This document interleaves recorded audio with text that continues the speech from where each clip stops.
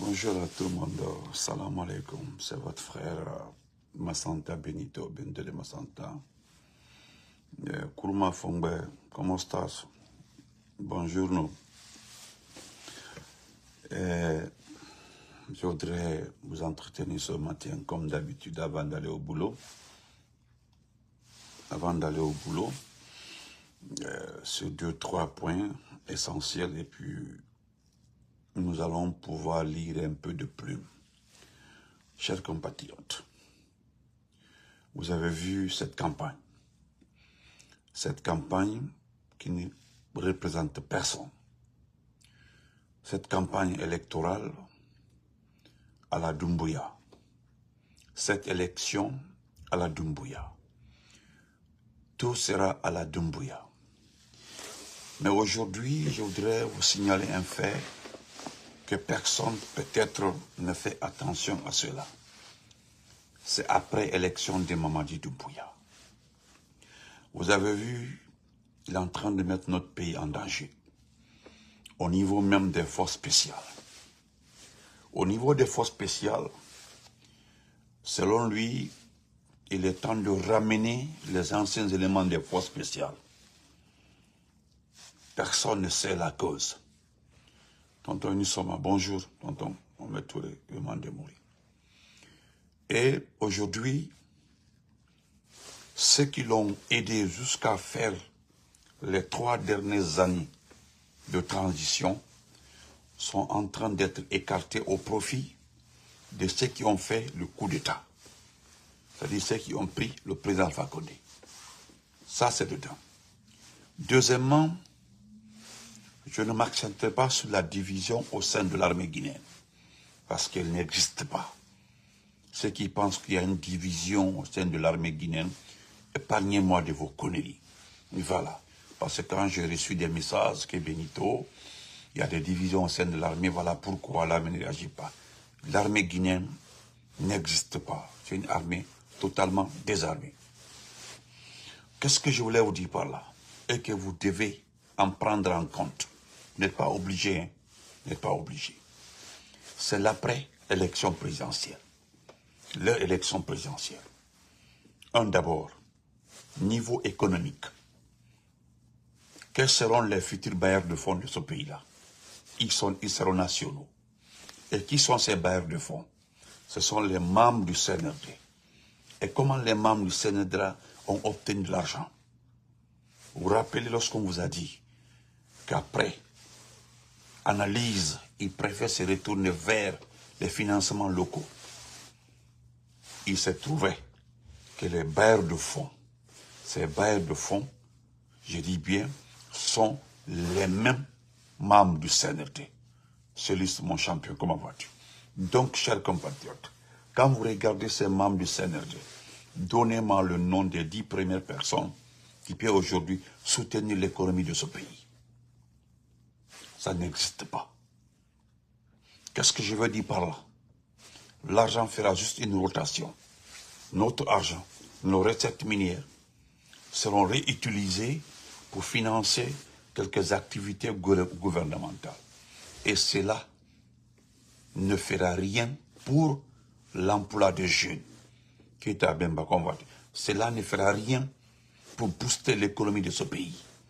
Et que cela ne pourra rien faire pour aujourd'hui rehausser le niveau de vie des Guinéens. Ça, c'est de deux. De deux. Je dis de deux. Ces nouveaux riches, ces futurs bailleurs de fonds, qui sont les mêmes membres du CNRD, obtiennent leur argent avec les recettes minières. Est-ce que vous savez que ces mines-là vous appartiennent?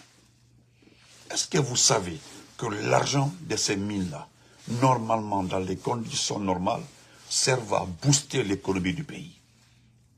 Normalement, l'argent des recettes minières doit venir au secours, je dis bien au secours des recettes douanières, des recettes portuaires, les recettes aéroportuaires. Mais est-ce que vous vous êtes posé la question de savoir qu'aujourd'hui, allez vérifier dans tout Conakry, au niveau de toutes les recettes de ce pays-là. Donnez-moi un rapport. Regardez si vous pouvez sortir un rapport concernant les recettes douanières. Ça n'existe pas. Est-ce que vous savez que les recettes portuaires sont en baisse? Aujourd'hui, notre port, le port autonome de Conakry, ne peut pas vous donner aujourd'hui 10% des recettes générales de ce pays-là. Vous avez vu tout récemment, au niveau du port, lui-même l'abouti, lui-même en personne, il a décidé qu'on arrête certaines activités au niveau du port pour pouvoir décongestionner le port. Merci Christiana, merci beaucoup pour l'accueil. Décongestionner le port. Est-ce que parmi vous, certains se sont posé la question de savoir pourquoi il y a tant de conteneurs au port? Pourquoi les gens ne viennent pas chercher leurs conteneurs? Demandez aux spécialistes, ils sont là. Mon frère Bariko Poulo est un spécialiste. Ils savent, Célis peut vous expliquer. Ceux qui savent, moi je ne suis pas économiste. Je ne suis pas économiste. J'ai fait la lecture de ce que je peux, de moi-même sans démagogie, analyser. Cela ne vous inquiète pas. Regardez la Côte d'Ivoire. La Côte d'Ivoire aujourd'hui, avec tout ce qu'Alassane fait, est-ce que vous savez sur quoi Alassane Ouattara compte? C'est les recettes portuaires. Non seulement il a les mines, mais vous ne verrez jamais une publicité concernant les mines. C'est le port. Regardez le Sénégal. Le Mali en tire tout là-bas. Le Mali, les conteneurs, les ports, le Mali passe par là-bas. Les conteneurs du Mali, certains même commerçants, Bissau-Guinéens, Gambiens, préfèrent utiliser le port de Dakar. Est-ce que vous savez combien rapporte le port de Dakar? Le port de Dakar, le port de la Côte d'Ivoire. Regardez le Togo. Frère Ali Bari, comment vas-tu mon frère? Mais chez nous,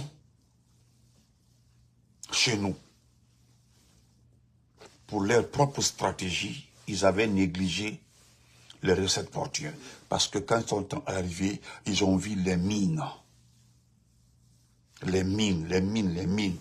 Ils ont négligé ce facteur très important qui est le port autonome de Conakry. J'ai causé avec un transiteur qui m'a interpellé par rapport au port. Il dit qu'il a vu une de mes sorties, mais il a essayé de m'expliquer ce qui se passe au port. Moi, je lui ai dit ceci. Je ne veux pas savoir personnellement. Je dis personnellement, un port, ce qui se passe au port, ce n'est pas mon problème. Mais pourquoi? Je veux juste savoir pourquoi les gens n'ont plus le courage d'aller chercher leurs propres conteneurs. Pourquoi envoyer alors des conteneurs de l'extérieur et les laisser au port? Pourquoi? Parce qu'en fait, ce n'est pas de la démagogie. Pourquoi? Le monsieur me dit, il dit, frère Benito, si on vous donne le vrai prix d'un conteneur aujourd'hui au port autonome de Conakry, un conteneur, lui se dit qu'il ne sait pas qui est allé conseiller Mamadi d'augmenter, que c'est obligatoire que les commerçants, ce sont les commerçants qui envoient les marchandises. Les commerçants, c'est-à-dire il y a des ethnies qui sont visées dans ça, il y a quoi appelle ça, des investisseurs qui sont visés dans ça. Donc il faut augmenter. S'ils sont obligés d'envoyer les marchandises, c'est obligatoire. S'ils n'envoient pas, ils perdent leur économie, ils perdent tout. Mais ils ont négligé un facteur. Ils ont des démagogues aujourd'hui qui ont leurs frères qui importent des pièces détachées. Ils ont des démagogues aujourd'hui qui ont des frères qui importent, j'ai dit, des véhicules d'occasion. Tout récemment, vous avez vu, ils ont fait une mise à niveau, je ne sais pas, au niveau des véhicules d'importation. Ils ont visé une communauté en augmentant les tarifs portuaires. Moi, je le dis, une communauté. Oui. Oui. Mais cela s'est retourné contre qui? Qui pleure aujourd'hui? C'est les gens qui sont à la casse. Qui pleure aujourd'hui? C'est ceux qui envoient des moteurs, des pièces de Bruxelles, de partout. Et qui fait ça? Mais qui a la manette derrière ça? Ça s'est retourné contre eux. Et qu'est-ce que les gens voulaient? Que les grands frères, les proches de Mamadi, ceux qui sont autour de Mamadi, interviennent pour le dédouanement. Mais vous ne connaissez pas Mamadi? Vous ne le connaissez pas? C'est parce que vous... Oh, Doumbouya Bala, merci beaucoup. Waouh, merci. C'est parce que vous ne connaissez pas Mamadi? Mamadi cherche son argent. Mamadi cherche son argent, c'est son argent qui l'intéresse. Oh, mais vous ne comprenez pas. Je vais très bien, la presse va bien. Soirée au Noël. C'est tout, comment vas-tu, ma chérie? Merci beaucoup, frère Bala Doumbouya. Merci beaucoup. Merci, frère. Parce que Doumbouya, c'est son argent, regardez. Mais expliquez aux Guinéens que les conteneurs qui sont au port là, appartiennent à vos parents. Les conteneurs, aujourd'hui, pourquoi j'insiste sur ce point-là? C'est le manque à gagner. J'ai vu un monsieur qui a eu le courage de signaler aujourd'hui le manque à gagner au niveau du port. Moi, je ne suis pas économiste. Je ne sais pas quel est l'impact de ce manque à gagner. Parce que si je suis au courant, l'impact de ce manque à gagner au port autonome de Conakry, je ne ferai pas campagne comme ça. Je ne dépenserai pas des milliards pour une campagne qui n'arrive pas à donner, qui ne bouge pas. Si je vois le manque à gagner au niveau des recettes, normalement sur lesquelles on devait compter pour financer les projets de développement, n'allez pas passer mon temps. Regardez aujourd'hui à Lambaye. Regardez, on dit que... Regardez combien? Plus de 900 millions. 900 millions ont été dépensés. Et qui a reçu ces 900 millions?